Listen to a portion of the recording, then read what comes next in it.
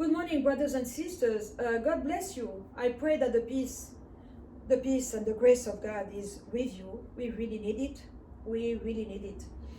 I would like to talk to you about today about Saint Valentine, this holiday that we call Saint Valentine.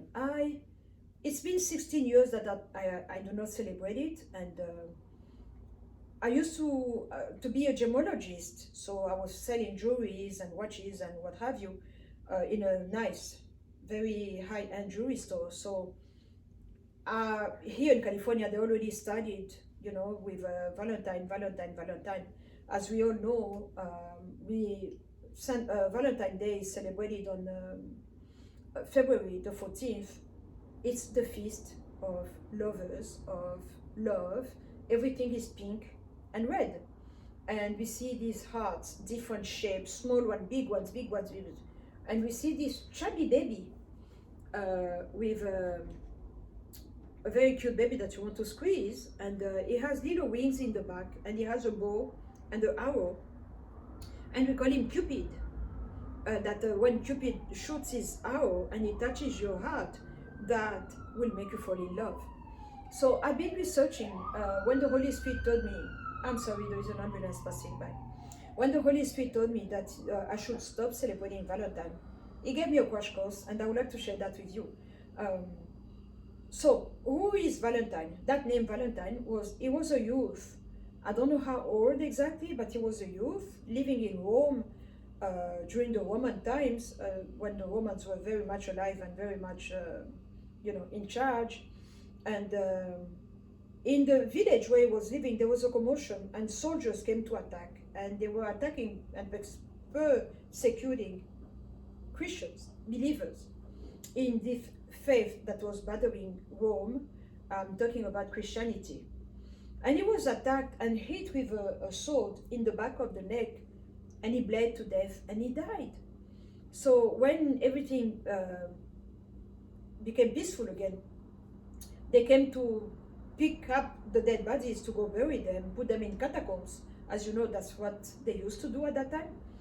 They saw that this one was not decomposing. The different steps of decomposition were not, it was just fresh and smelling. It was not decomposing. So the Catholic Church took him and elevated him. As you know, I don't know if you're aware of this, but in that church, when they see something that is odd, like here, someone who is not decomposing, and they will ask two people to pray to that person that is dead. And if we have 2 or 3 miracles, then they will declare you saint. And that's how you go through the process of canonization, they call it.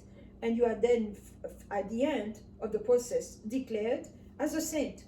And that's what happened to Valentine. He was declared a saint. So that's why we say Saint Valentine. So I don't know, his remains are somewhere in Italy, but I don't know where exactly. That's what I know about Valentine. And then that chubby baby that we see there, when I was growing up, we used to draw him, on Saint Valentine, and they would say that's a cherub or a cherub, depending on the way you want to pronounce it.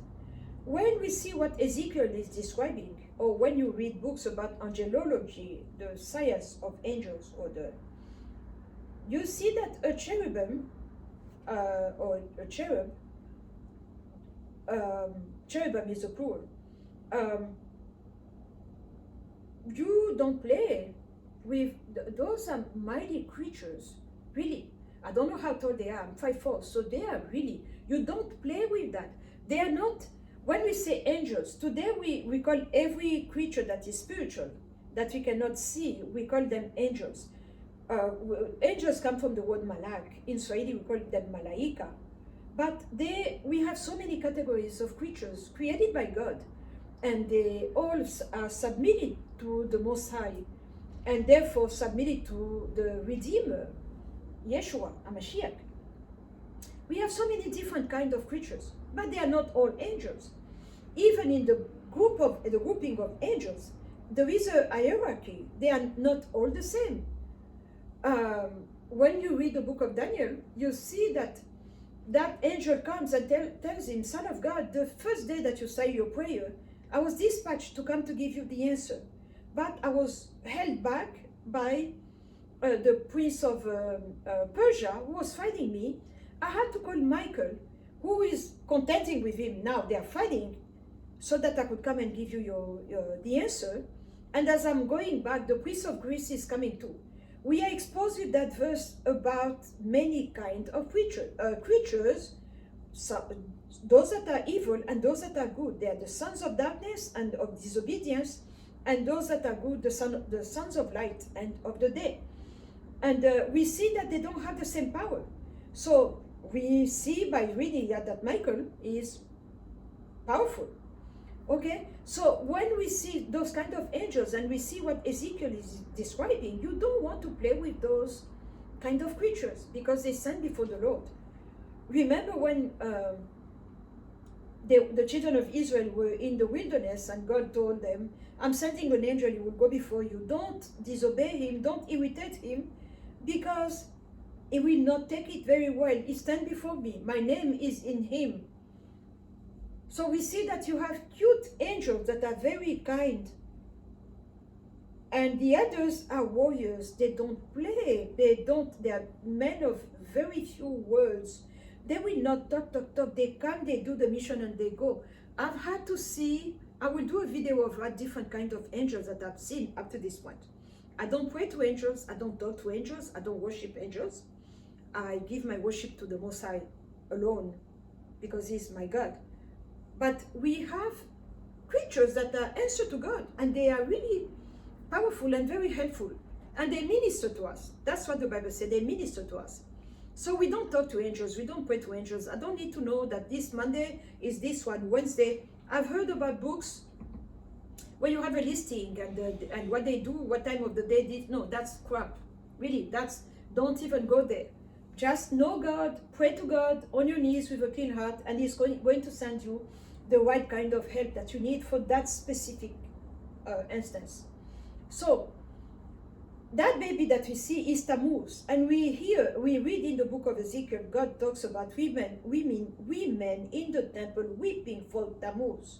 Excuse me, I didn't sleep much. My mind is not sharp. When I'm tired like that, I go back to French and Swahili. So English is my third language, so my fourth actually. But anyway, so the temple women weeping in the temple of God for Tammuz in the temple of God. That's an abomination. But who is that Tammuz guy? That Tammuz was represented with a bow and arrow. Tammuz was the son of that queen, Semiramis, who supposedly became pregnant after the death of Nimrod, her husband.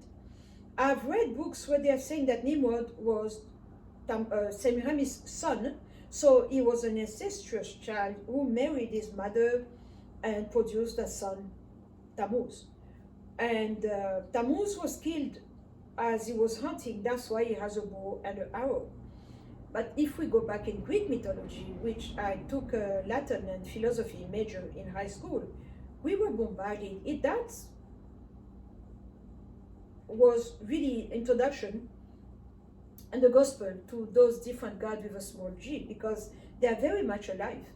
What you see in the movie Percy Jackson, where it's like an ode to those gods, they are here, and they have children. Many of them, this one, that one, from the water, the air, whatever, what have you, they are here. And the same way God the Father has these children, and we have those that are still in the valley of decision, they haven't made up their minds, they are here. So that we have in Greek mythology that the story of this young man called Oedipus. Oedipus fell in love with his mother, and he so loved her that it became a eros love, meaning erotic kind of love, and they ended up committing incest, and in order to do that, he killed his own father. That Oedipus guy is just another version of what Nimrod did.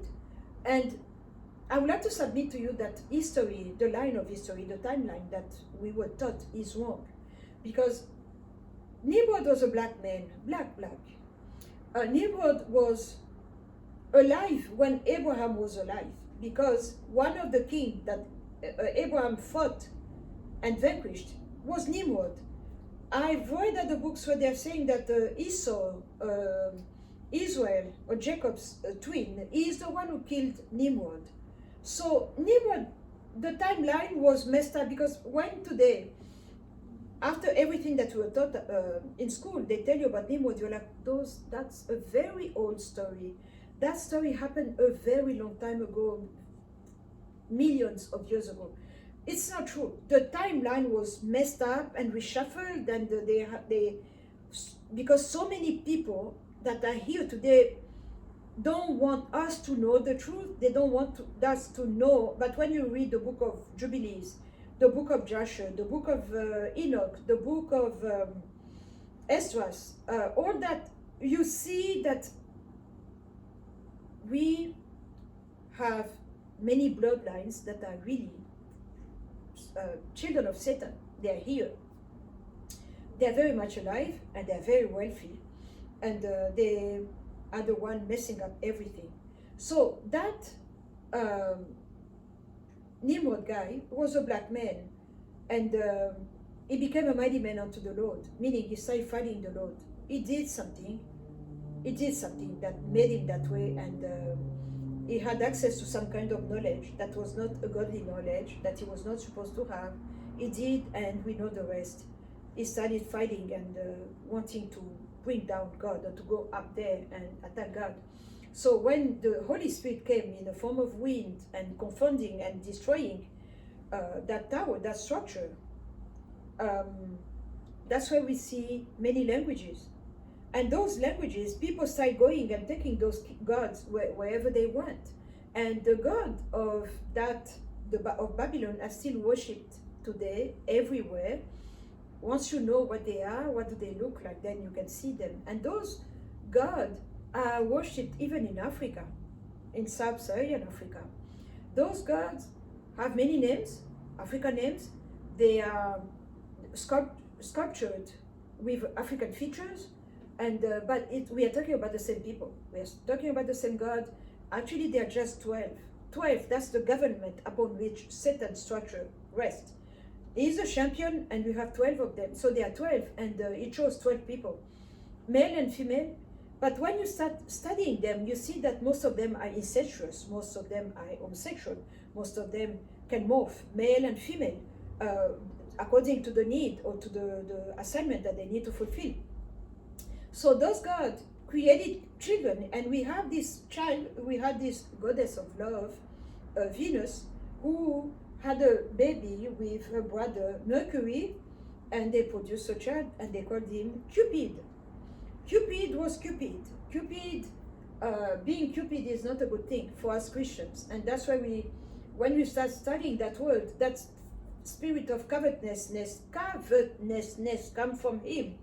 It's not a good thing. When you're greedy, greed comes from there. He was a lustful man because he was a masculine. And he was worshipped and represented with little wings in the back, and a bow and an arrow. And those wings come from Mercury, the father, because he was the messenger. He had wings on his heart, in a helmet, and at the feet. And then that love part and that arrow and bow comes from the mother, because she was the goddess of love. But what kind of love are we talking about? Because the kind of love that interests me is what John 3:16 tells me, that for God so loved the world. And because God loved us so much, he gave us the best of what he had in the person of our Redeemer. And the Redeemer loved us so much that he came and fulfilled his mission. And he died in that manner to save humanity. And that's the kind of love that I want.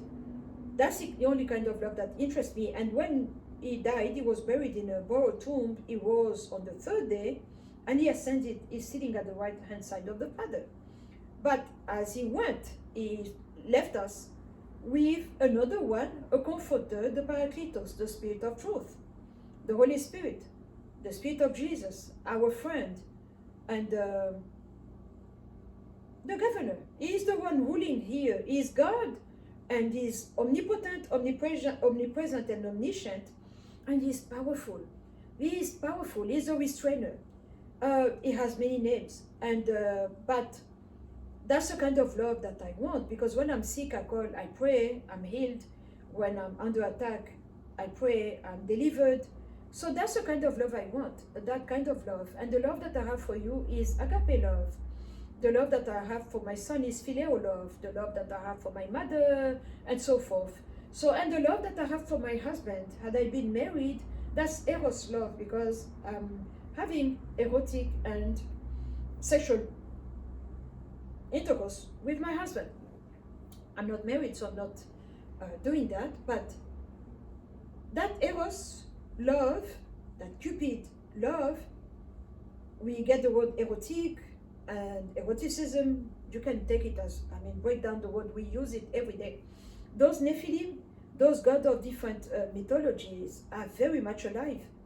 And we use them every day. We are giving them glory without even thinking about it, because everybody does it. When you ask someone why you're celebrating Valentine, they will say, it's a feast of love. But who told you? So that Valentine that was killed in Rome is a dead person. Why am I naming his name and connecting it, and tell my husband, would you be my Valentine? Or my husband, would you be my Valentine? You are bringing a death component. That's a form of necromancy, isn't it?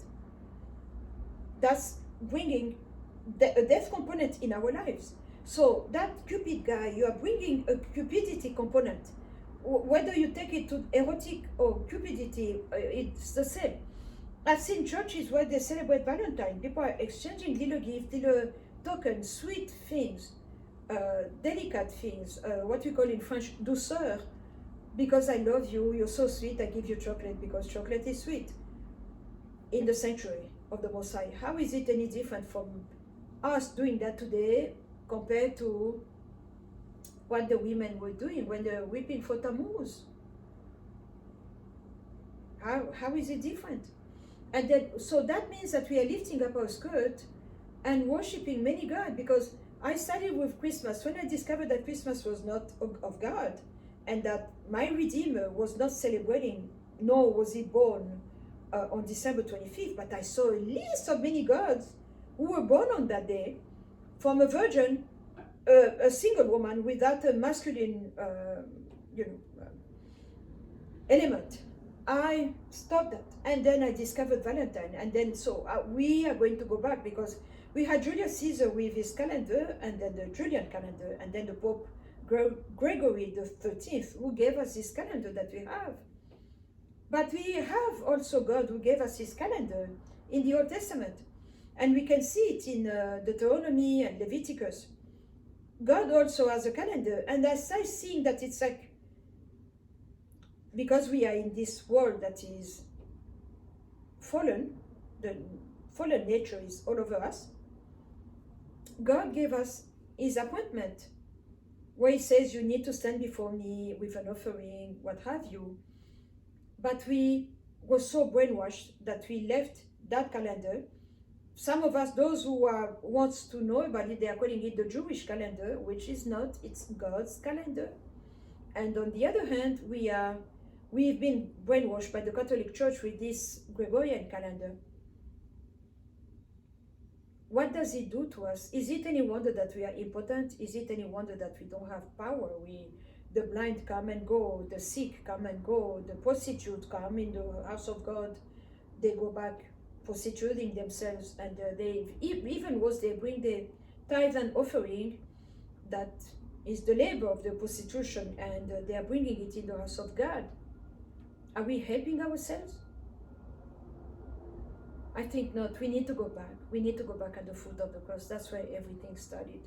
I was blind, now I can see. I was lost, now I'm found. We need to go back there. That's where we are going to regain and go back. So I started cleaning up my life. And believe me, was it easy? No, it was not.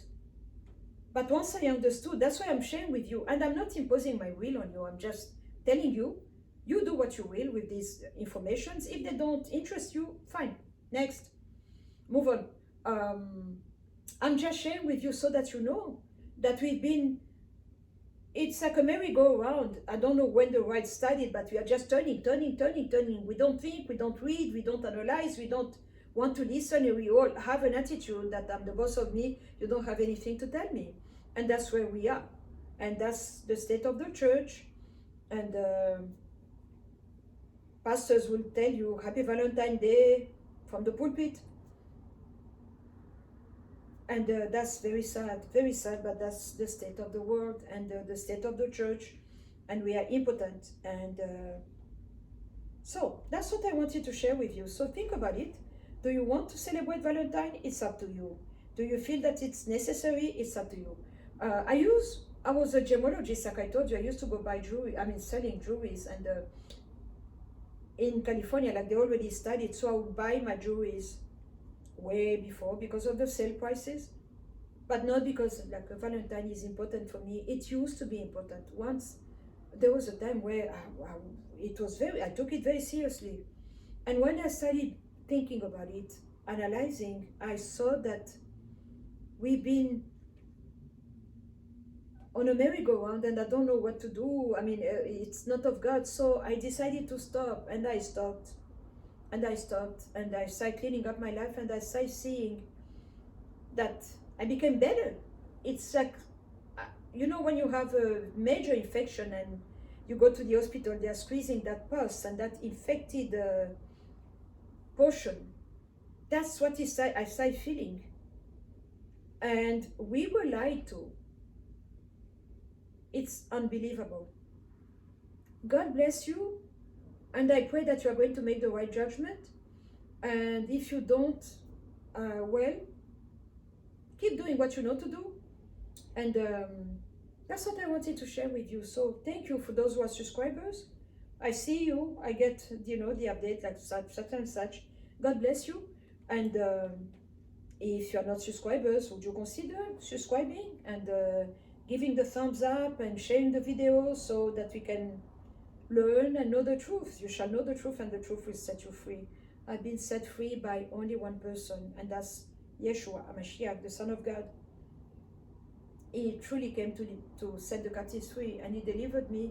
And I will not go back to that place. There is no turning back. I know too much. I've seen too much. I understand too much, and I give him all the glory. He gave me a life. He gave me a life. I'm telling you. I was so depressive. I was suicidal, and he came, and grace found me, and grace led me home. And there's nothing for me to go back to. There's nothing for me to look back like Lot's wife. I left friends, I left family members, I left many things. But it's so worth it. I'm telling you, Jesus is worth it. Every bit sacrifice. At a certain level, you cannot follow him and serve him without sacrificing. It's going to cost you something. It cost me a lot. But am I sorry? No. Was it hard when I was doing it? Yes. But will I want to go back to where I was? No. No. Hell no. I refuse. I cannot go back. And I give him all the glory. I'm sorry I'm using that word hell, but I just wanted to express to you how I feel. And I'm going all the way. All the way. People of God, I'm going all the way. Whatever will come tomorrow, whoever leader will pop up tomorrow, I am going all the way. I keep my eyes to the prize. My blessed hope, my blessed assurance. God bless you. I love you with the love of God. Not with pink or red. By the way, that Eros guy was sent by his mom Venus to go attack this woman called, her name was Psyche. Psyche, we say in French. That's why we have the word psyche, your mind. And she was so beautiful that he fell in love with her, and he used the arrow, and when they had the sexual encounters, he gave her immortality and took her up there with him. So that's why Eros is also the god of love, because of that love that they shared with Psyche. It was a love that was so powerful that even bards, those what we call griots in Africa, would sing about that love and celebrate that love. But Eros was an incestuous child. Why am I going to celebrate that? Why? Anyway, God bless you, And I love you with the love of God.